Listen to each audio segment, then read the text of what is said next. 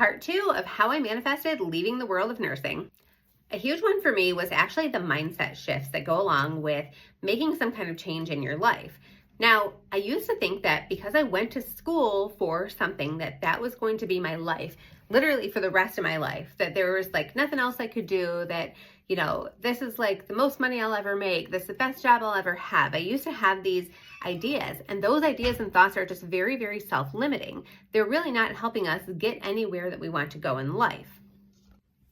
Recognizing that those thoughts were super unhelpful also made me think in terms of how big this universe is and how the universe is always expanding per scientific literature.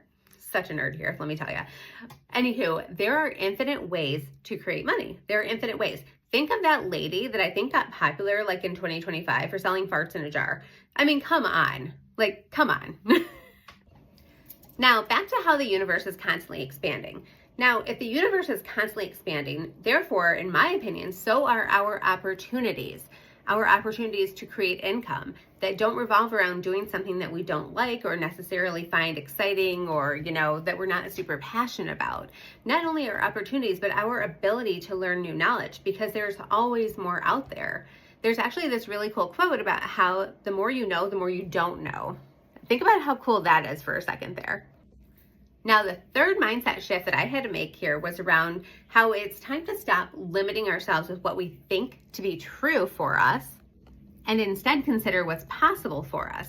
And what's possible is increased opportunities, growth, and expansion. And now, this is where you get to use your free will to see those things.